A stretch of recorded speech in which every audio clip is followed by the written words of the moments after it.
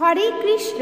শ্রী চৈতন্য চৈতামৃত মধ্যলীলা প্রথম খণ্ড চতুর্থ পরিচ্ছেদ শ্রীল মাধবেন্দ্র পুরীর ভগবত ভক্তি। যাকে ক্ষীর অর্পণ করার জন্য ক্ষীরভাণ্ড চুরি করে শ্রীল গোপীনাথের ক্ষীরচোরা নাম হয়েছিল এবং যার ভক্তিতে বশীভূত হয়ে শ্রী গোপাল দেব প্রকাশিত হয়েছিলেন, সেই মাধবেন্দ্র পুরীকে আমি আমার সশ্রদ্ধ প্রণতি নিবেদন করি। জয় জয় গৌরচন্দ্র, জয় নিত্যানন্দ, জয় অদ্বৈত চন্দ্র, জয় গৌর ভক্তবৃন্দ। শ্রী চৈতন্য মহাপ্রভুর জয় হোক, শ্রী নিত্যানন্দ প্রভুর জয় হোক, শ্রী অদ্বৈত আচার্য প্রভুর জয় হোক এবং শ্রী চৈতন্য মহাপ্রভুর ভক্তবৃন্দের জয় হোক। নীলাদ্রি গমন জগন্নাথ দর্শন, সর্বভৌম ভট্টাচার্য প্রভুর মিলন। এসব লীলা প্রভুর দাস বৃন্দাবন, বিস্তারি করিয়াছেন উত্তম বর্ণন। শ্রী চৈতন্য মহাপ্রভু জগন্নাথ পুরীতে যান এবং শ্রী জগন্নাথ দেবকে দর্শন করেন। সেখানে তার সঙ্গে সর্বভৌম ভট্টাচার্যের সাক্ষাৎ হয়। শ্রীল বৃন্দাবন দাস ঠাকুর তার শ্রী চৈতন্য ভগবত গ্রন্থে এই সমস্ত লীলা বিস্তারে বর্ণনা করেছেন।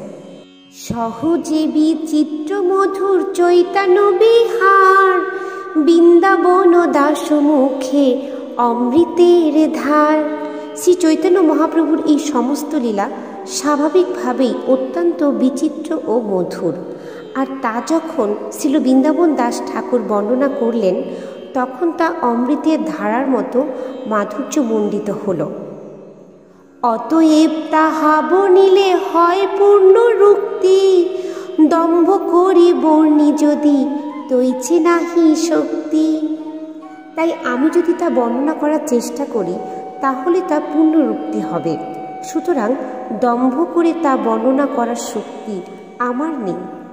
চৈতন্য মঙ্গলে যাহা করিল বর্ণন, সূত্ররূপে সেই লীলা করিয়ে সূচন। তাই শ্রী চৈতন্য মঙ্গল গ্রন্থে যে সমস্ত লীলা বর্ণিত হয়েছে সেইগুলি আমি সূত্ররূপে উল্লেখ করছি।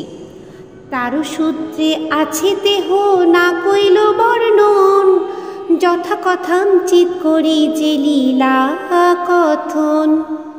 যে সমস্ত লীলা শ্রী বৃন্দাবন দাস ঠাকুর সূত্ররূপে উল্লেখ করেছেন কিন্তু বিস্তারিতভাবে বর্ণনা করেননি, সেই সমস্ত লীলা আমি এই গ্রন্থে যথাসাধ্য বর্ণনা করার চেষ্টা করব।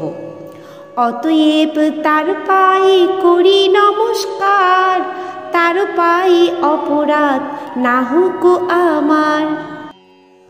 অতএব আমি শ্রী বৃন্দাবন দাস ঠাকুরের শ্রীপাদ পদ্মে আমার সশ্রদ্ধেয় প্রণতি নিবেদন করি, যাতে তার শ্রীপাদ পদ্মে আমার কোনো অপরাধ না হয়। এই মতো মহাপ্রভু চলিলা লীলা চলে, চারি ভক্ত সঙ্গে কৃষ্ণ কীর্তন কৌতূহলে। শ্রী চৈতন্য মহাপ্রভু তার 4 জন ভক্তকে সঙ্গে নিয়ে নীলাচলের দিকে যাত্রা করলেন এবং তিনি তখন তীব্র আকুলতা সহকারে কৃষ্ণ নাম কীর্তন করছিলেন। ভিক্ষা লাগি একদিন এক গ্রামে গিয়া, আপনে বহুত অন্ন আনিল মাগিয়া। শ্রী চৈতন্য মহাপ্রভু একদিন এক গ্রামে গিয়ে স্বয়ং ভিক্ষা করে ভগবানকে ভোগ নিবেদন করার জন্য বহু অন্ন নিয়ে এলেন। পথে বড় বড় দানি বিঘ্ন নাহি করে, তা সবারে কৃপা করি আইলা রে মুনারে। পথে বড় নদী ছিল এবং সেই সকল নদীর পাড়ে দানি অর্থাৎ শুল্ক আদায়কারী ছিল। তারা মহাপ্রভুকে কোনো রকম বাধা প্রদান করেননি। মহাপ্রভু তাদের সকলকে কৃপা করেছিলেন ও অবশেষে তিনি রেমুনা গ্রামে এসে উপস্থিত হলেন। বালেশ্বর স্টেশনের 5 মাইল পশ্চিমে রেমুনা গ্রাম অবস্থিত। সেই গ্রামে এখনও ক্ষীরচোরা গোপীনাথের মন্দির রয়েছে এবং মন্দির প্রাঙ্গণে ছিল শ্যামানন্দ গোস্বামীর প্রধান শিষ্য শ্রী রসিকানন্দ প্রভুর সমাধি মন্দির আছে। রেমুনাতে গোপীনাথ পরম মোহন, ভক্তি করি কইল প্রভু তার দর্শন। রেমুনার মন্দিরে গোপীনাথের শ্রী বিগ্রহ অত্যন্ত সুন্দর। শ্রী চৈতন্য মহাপ্রভু সেই মন্দিরে ঐকান্তিক ভক্তি সহকারে গোপীনাথজিকে তার প্রণতি নিবেদন করেছিলেন এবং তার বিগ্রহ দর্শন করেছিলেন। হরে কৃষ্ণ।